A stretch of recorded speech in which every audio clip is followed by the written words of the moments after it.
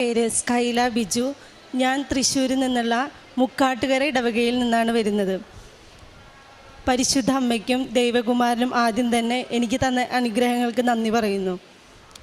ഞാനിവിടെ ആദ്യമായിട്ട് വരുന്നത് കൃപാസനം എന്താണെന്നോ ഒന്നും അറിയാതെ എൻ്റെ ചേച്ചിയുടെ കൂടെ കൃപാസനം കാണാൻ വേണ്ടി വന്ന ആളാണ്.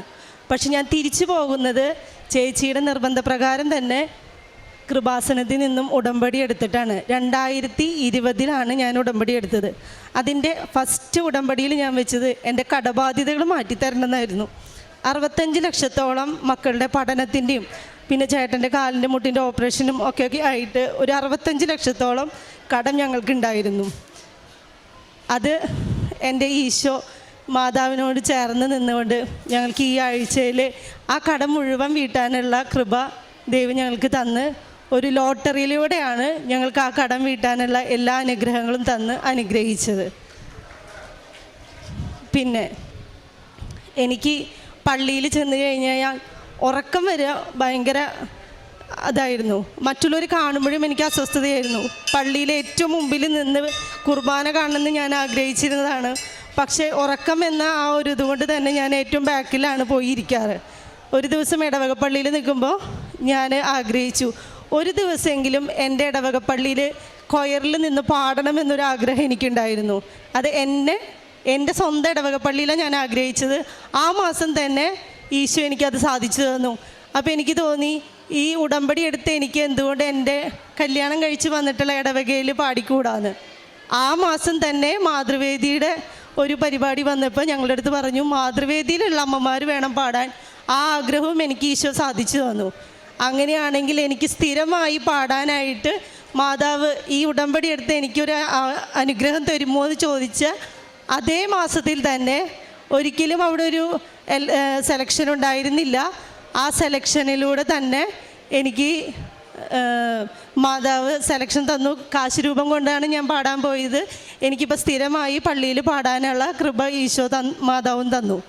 ഇതിൽ ലോട്ടറി അടിച്ച കാര്യം പറഞ്ഞു. ആ സമയം എനിക്കറിയില്ലായിരുന്നു ഞങ്ങൾക്കിങ്ങനെ കടം വീട്ടാനായിട്ട് മാതാവ് അനുഗ്രഹം തരുന്നുണ്ടെന്നുള്ള കാര്യം. ഞാൻ സ്കൂളിലായിരുന്നു. സ്കൂളിലിരിക്കുന്ന സമയത്ത് ഈ ലോട്ടറി എടുക്കുന്ന ആ ഒരു സമയങ്ങളിൽ ഭയങ്കര മുല്ലപ്പൂവിൻ്റെ അഭിഷേകമായിരുന്നു എൻ്റെ ക്ലാസ്സിലുണ്ടായിരുന്നത്. അപ്പം ഞാൻ മനസ്സിൽ വിചാരിച്ചു ഞങ്ങളുടെ കടബാധ്യതകൾ അമ്മയ്ക്കും അറിയാമല്ലോ, പക്ഷെ ലോട്ടറി അടിക്കണമെന്നല്ല കടം വീട്ടാനുള്ളൊരു മാർഗം എനിക്ക് പറഞ്ഞു തരണമെന്നായിരുന്നു.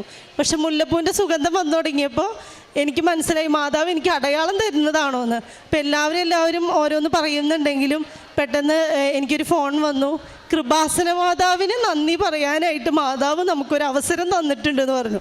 അപ്പോഴാണ് ഞാൻ അറിയുന്നത് ഞങ്ങളുടെ കടം വീട്ടാനുള്ള അനുഗ്രഹം മാതാവ് തന്ന അതേ സമയത്താണ് എനിക്ക് മുല്ലപ്പൂ സുഗന്ധം കിട്ടി മാതാവ് അനുഗ്രഹിച്ചത്. അതേപോലെ തന്നെ 15 വർഷങ്ങളായിട്ട് ഡ്രൈവിങ് ഞാൻ പഠിച്ചിട്ട് ലൈസൻസ് ഷെൽഫിൽ വെച്ചിരിക്കുകയായിരുന്നു. എനിക്ക് ഓടിക്കാനുള്ള ധൈര്യം ഉണ്ടായിരുന്നില്ല. പക്ഷേ ഇവിടെ ഉടമ്പടിയിൽ 3ാമത്തെ ഉടമ്പടി വെച്ച സമയത്ത് ഞാൻ എൻ്റെ ഈ ഒരു ആഗ്രഹം കൂടി എഴുതി ചേർത്തു. ഭയമില്ലാതെ കാർ ഓടിക്കാൻ എനിക്ക് സാധിക്കണേ എന്നുള്ളത്. ആ ആഗ്രഹവും മാതാവ് സാധിച്ചു തന്നു. ഞാനിപ്പോൾ കുർബാനയ്ക്ക് പോയി വരുമ്പോൾ എന്നും കാർ ഓടിച്ചിട്ടാണ് എല്ലാ ദിവസവും ഞാൻ വിശുദ്ധ കുർബാനയ്ക്ക് പോകുന്നത്.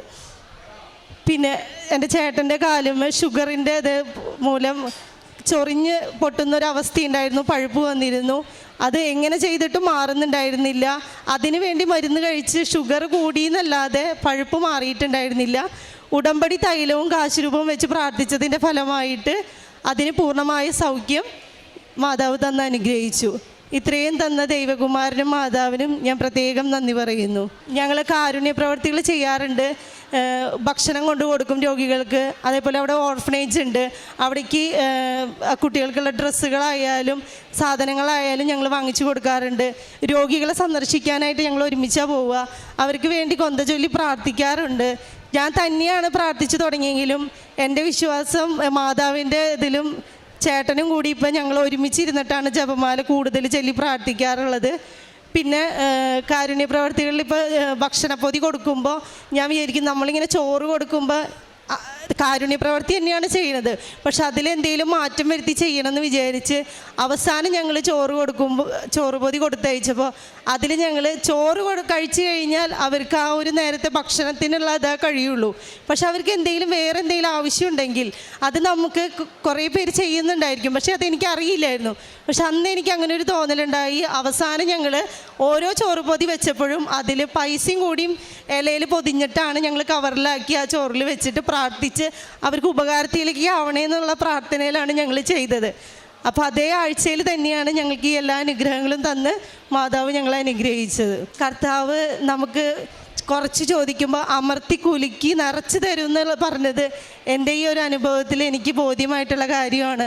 കർത്താവാണ് എൻ്റെ ഇടയിൽ, എനിക്ക് ഒന്നിനും കുറവ് വരുത്തിയില്ല. പരിശുദ്ധ അമ്മയാണ് അതിനു വേണ്ടി കാനായിലെ കല്യാണ വിരുന്നിലും എലിസബത്തിൻ്റെ അടുത്താണെങ്കിലും പരിശുദ്ധ അമ്മയാണ് എല്ലാത്തിനും വേണ്ടി പ്രാർത്ഥിച്ച് മുന്നോട്ട് ഞങ്ങളെ നയിച്ചിരുന്നത്. അതേപോലെ തന്നെയാണ് ഞാനും പ്രാർത്ഥിക്കുക, പരിശുദ്ധ അമ്മേ ഞങ്ങളുടെ ഭവനത്തിലും അമ്മ തന്നെ എല്ലാത്തിനും മുൻപിൽ വന്ന് നിൽക്കണേ എന്ന് പ്രാർത്ഥിച്ചിട്ടുണ്ട്.